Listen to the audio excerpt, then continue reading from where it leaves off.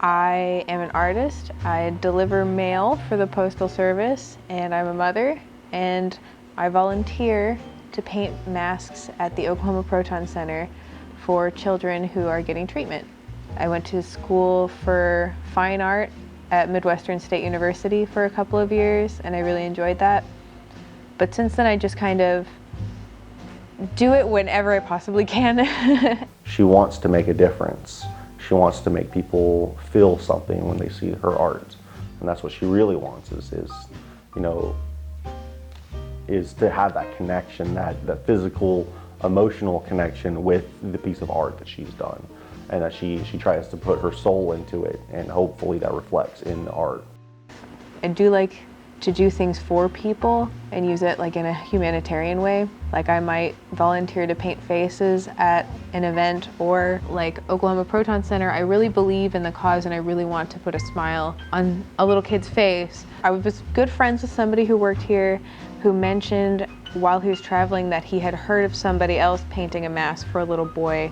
Next thing I know, he's calling me saying, hey, we have a little boy in here who likes Spider-Man, would you paint Spider-Man? Or we have a little girl who likes butterflies. Do you think you could put a butterfly on this mask just to make it a little more friendly? Painting those masks, it is fun to watch her, because it is a difficult thing. There's many holes and a lot of curves and stuff on it, so it's hard to get any detail out of that, since there's, half of the mask is full of holes. When she's painting, it really is something to be seen, because she has this look of joy and satisfaction when she's painting. Even when she's frustrated, she looks happy. I connect with art when I feel like I am bringing a little more joy into the world with it, or a little more connection. Because not every piece of art is going to be bright and happy, but the things that I put out into the community and into the world, I try to make positive. I just try to put myself in the shoes of the patient and think, if I had to wear a mask,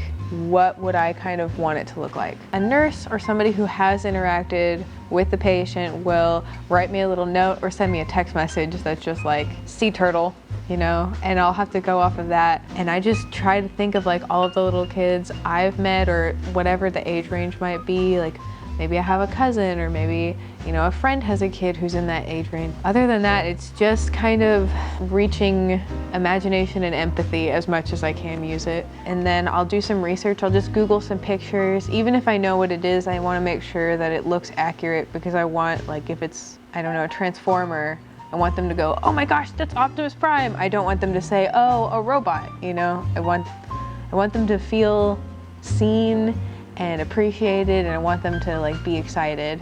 And I just like the idea that something I did could make their experience just a little bit lighter and a little bit more fun, because I know getting cancer treatment isn't always the most fun thing to do, but if you're a little kid and you get to at least pretend to be Spider-Man for a little while, that's better. Yeah, and that's pretty much what drives me. The effort that she has to put in to paint these masks is little compared to the difference that it makes for the kid's life. And that's the reason she keeps doing it, because it matters. It really matters to these kids and their families.